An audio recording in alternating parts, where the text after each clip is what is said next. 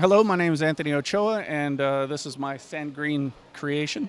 I've been building this since 2016, and it started with this small tower in the back, and it's just been growing and growing for about the past 3 years.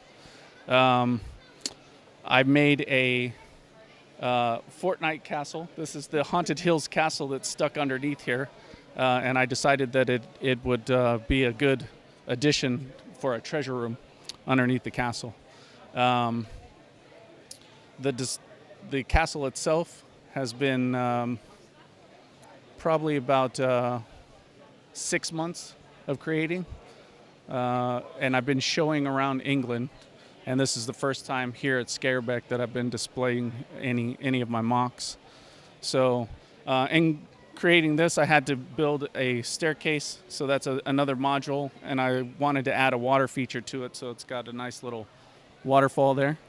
Got some little hidden things in there. I've got a little night Batman guarding the cave entrance at the bottom there.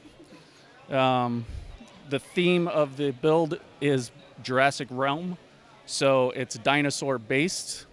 I love medieval castles and I love big lizards. So why not mash them all together? Exactly. So it's got a lot of influence in here from Lord of the Rings. I've got a lot of Ninjago, and then any kind of fantasy that from video games and everything else. So I've got my nice little town square. I built this pub based on the Prancing Pony from Lord of the Rings, and that was built about 4 years ago. After the new Harry Potter castles came out, I built a bunch of them to build a tan castle, which is not here, but all the leftover brick, I decided let's build a town square to go with the pub. So there you have it. I got a little cobblestone tiling going on in the middle there, and that took weeks to do. Small pieces take a lot of time. Yeah, so as there was a lot of breaks going on during that. And next we have the gate.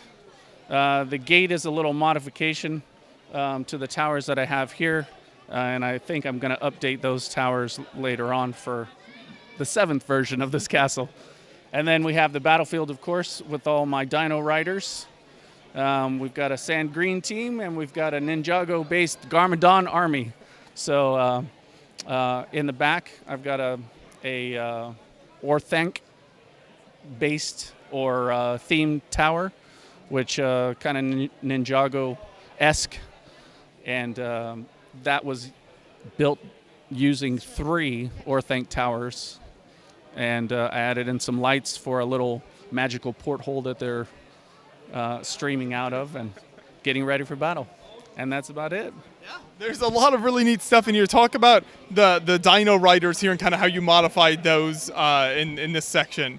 Well, I saw another builder online that had built a theme called Savage Lands and did some dino-based builds. And basically, I decided to build what I call my Dino Barker Loungers.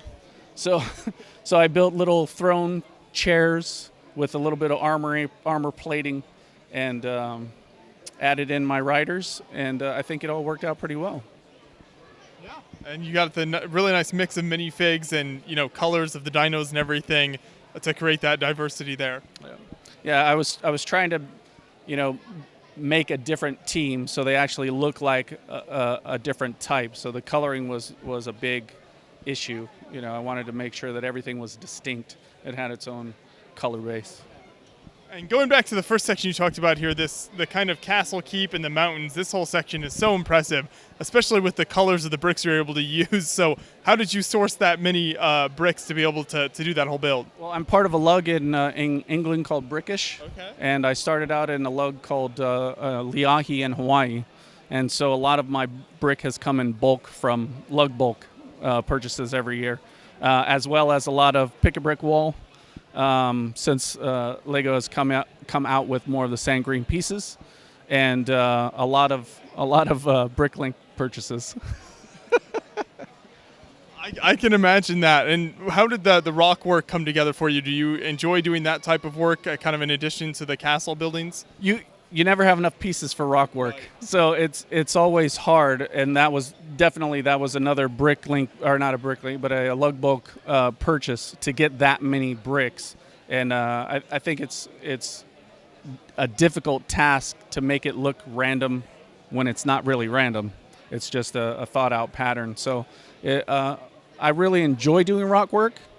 I like the tedious little details, although sometimes I have to take a break. So exactly, it can be a little too much sometimes. Yeah, it gets a little overwhelming at times. And what all did we have under here? It looks like it's some custom lighting as well under there. Yes, actually, I just got these because it's close to Halloween. So I've got purple lights in the tower, and I've got orange lights underneath, and they just happen to have different timers on them for different strobes. So I put some of the orange lights underneath to give the gold a nice little glow, and the purple inside the tower to give it the magical porthole look. So there you go. Well, it's a great layout. I love all the imagination you've put into this here with the different kind of genres matched up. So thank you so much for taking us through everything. Yeah, awesome. Thank you very much.